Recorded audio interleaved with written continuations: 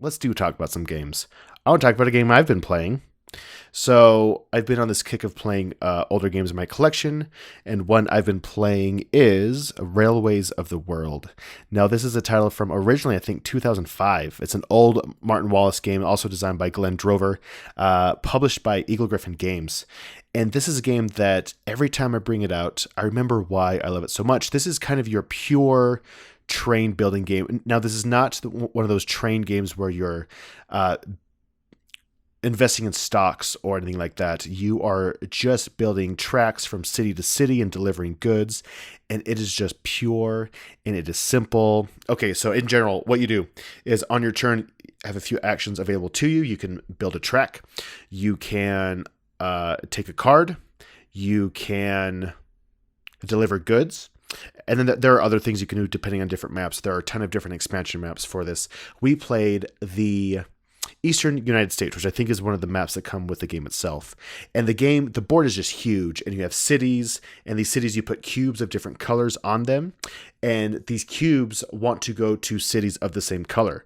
So let's say that you have a black cube on a town that is red. It doesn't matter what town it's on. It's trying to get to a black city. So the black cube has to go to the black city. And so you're trying to connect cities in such a way that you can deliver it, and you can get stronger trains to make longer deliveries. It's a game that takes probably maybe 15-20 minutes to teach, and so it's really easy to get into, and it's just tense because you're fighting over these routes and you're trying to get the most points. Now, this game is all about points, and your points are also your income. So the more points you get, the more income you get. Except about halfway on the point track, your income starts to go down because your economy is just kind of fine at that point. But it is a game of points and not money, which I think is very interesting. But as you're doing this, you're trying to get potentially connect cities across the whole map to each other, and you get points for that. And there's just all these different ways to get points, but it's very cutthroat, and it's always just been a tense game every time I've played it. Now, have you played a game like this or one of its many reimplementations? I think Steam is one of those. Mm-hmm. Age of Steam. I don't know. I have not played it, but I can do you one close. Is that I saw it one time at a... That's close. I saw it at a half-priced books, and I was like, what's this? It's an Eagle-Gryphon Games super old logo. And it's a train It's really game. old. Yeah, it's really old. Reminds me of, so how much of this was inspired with our brass talk? Honestly, I'm assuming most of it, because I really wanted to play brass and I don't have brass, but I saw that on my shelf, and game night was coming up, and we had 3 people, which is a great number. We usually average between 3 to 6, which is perfect. Mm-hmm. And we had 3, and that's a hard number to play for. A lot of games at 3 are kind of not balanced as much as you'd like, but this is game, I locked eyes on it, and it spoke to me, and it was like, Jacob, play me. I'm perfect at 3. Or it was like, right. It was like, I really want to play brass, but I have this close enough. I'll settle. Yeah. I never settle. Okay, so what came out first? Did brass come out first or railways come out first? Because I don't know. This is an old game, like 2005. Yeah. Well, I know brass was an old game as well, too. Oh, really? What I'm saying is that I love me a good old Martin Wallace game. Yeah. And I love me some brass. Mm-hmm. And I love me some train games. Actually, here it is right here. I have a feeling that this is simpler than brass, mm-hmm. or lighter than brass, just from hearing descriptions like your description last time and others. So I don't know, honestly, but this I think seems a bit more accessible. Okay, so you have someone coming over to your house and they're like, hey, Jacob, I really want to play a train game. Now, what do? Do you either A, like, okay, let's say this isn't, let's say it's someone brand new to the hobby.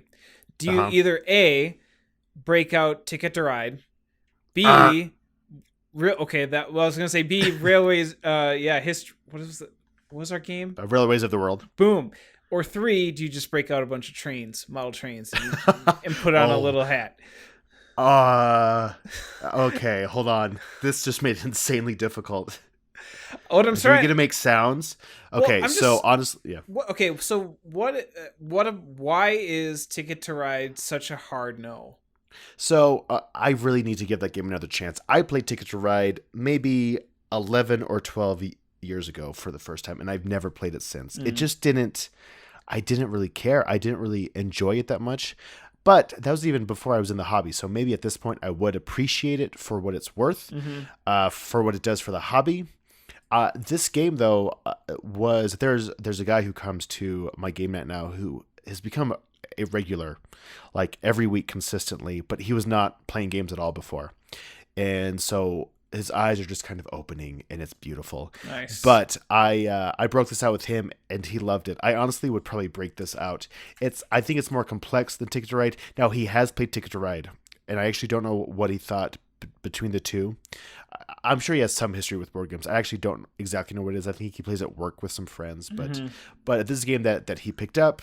Oh, one concept in the game is you start the game with no money. In order to get money, you have to take out bonds, and so for every bond you take out, you get $5,000. But you have to. It's your income you get each round is subtracted by your bonds, and so let's say that you get 15,000 in the round, but you have two bonds, so you only get 13,000.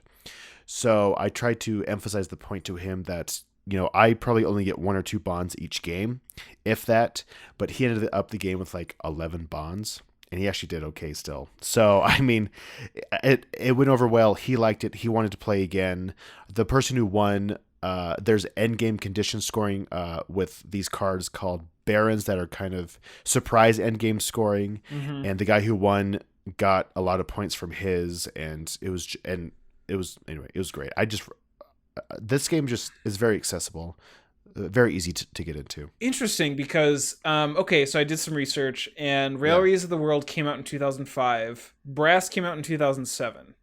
Oh. So what you were talking about as far as like bonds and everything actually plays like there are many similarities between Mm-hmm. Railways and Brass, and it seems like Brass seems to take it in a little bit more micro with where it is. Railways seems to take it a little bit more broad scale. Just from I like see. looking at everything and you explaining everything, but like the whole bond system and having these different colored cubes, having to go to these different colored cities and everything like that.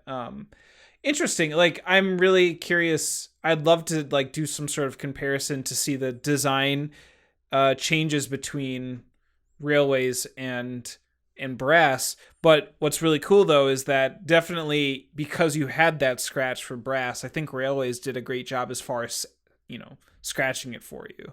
Yeah. So that's really And cool. I'm sure there are heavier train games. If you want a heavier train game, there are a lot of options out there. This is not your heavy train game. This is your just kind of hang out, still have a tense time with people and still have that fun competitive atmosphere, but it's in no way is it heavy. So that is Railways of the World by Eagle-Gryphon Games. Let's talk about Mr. Martin Wallace for a second. Please. Did you know that so Steam came out in 2009. Mm-hmm. All right. Did you know that he did Hit Zeroed? I had no idea he did that. Exactly. Wait, I didn't know either. no, I did not know that. I did not know And isn't either. there an Australian?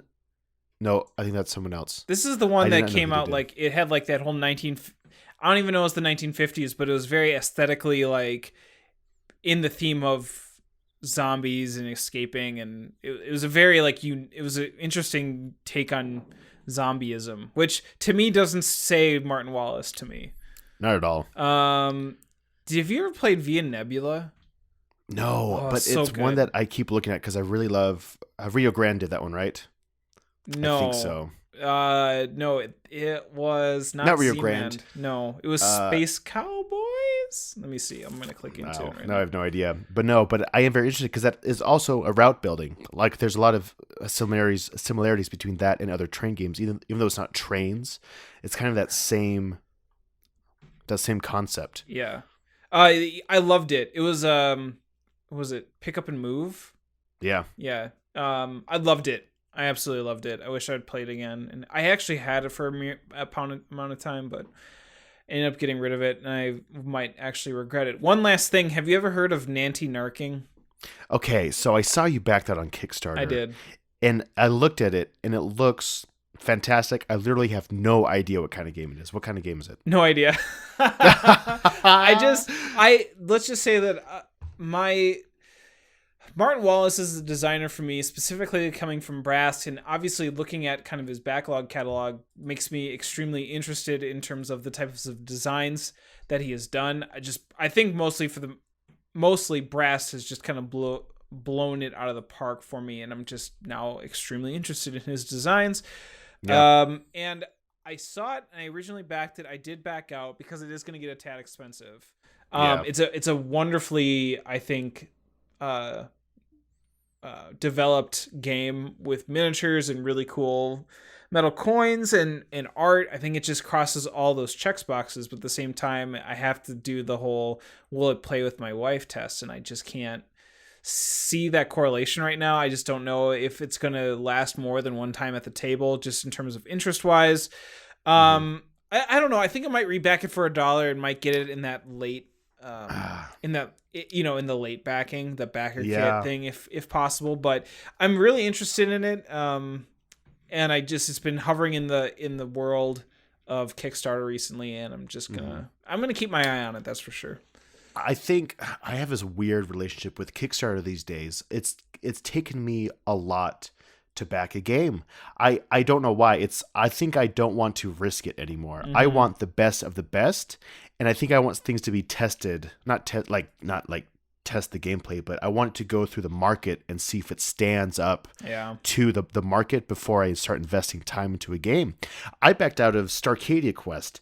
I'm a huge Arcadia Quest fan. I talked about that, and that was, but I don't feel bad for backing out of that. Right. I already have Arcadia Quest, and yes, there are differences, and I actually love the changes, but it's too close. I want something new. I want something that I haven't seen before, and I'm having a hard time finding that in general. Like, sure. I have a hard time, but there's not a long list of games that I want to buy, which is weird because at any given point, maybe 6 months ago, I was like, I want this game and this game and this game. And that list was ever fluctuating. But now it's like, I don't know. And I think Kickstarter's taken the hardest hit in my own world. I would agree. We are definitely seeing iterations and just kind of not necessarily rule changes, but there hasn't been anything like an Arcadia Quest 2.0, it sounds like, is what you're hoping for, right? It seems like these are always kind of just like rule iterations, or like, how about we keep the mechanics the same? We'll just kind of maybe do it like 15, 30, maybe even 90 degrees to kind of give it almost like standalone expansions seem to be kind of like the what's in, right? Like Too Many Bones Undertow is like, again, same Too Many Bones structure. However, you can play it as such or expand upon, T&B if you want. I'm in the same boat, and I think some other friends of mine are as well, in terms of looking at Kickstarter and being like, I see the value and this is awesome, but I'm going to need more if I'm going to plop down an extra 60, 80, $100, I think. Now. Exactly. That's the thing. And I've not lost hope in the hobby at all. I know it will come. I think I've just become more picky, but it's going to make those decisions or those games that I do get be more delicious. They're going to be delicious games. Dilucis.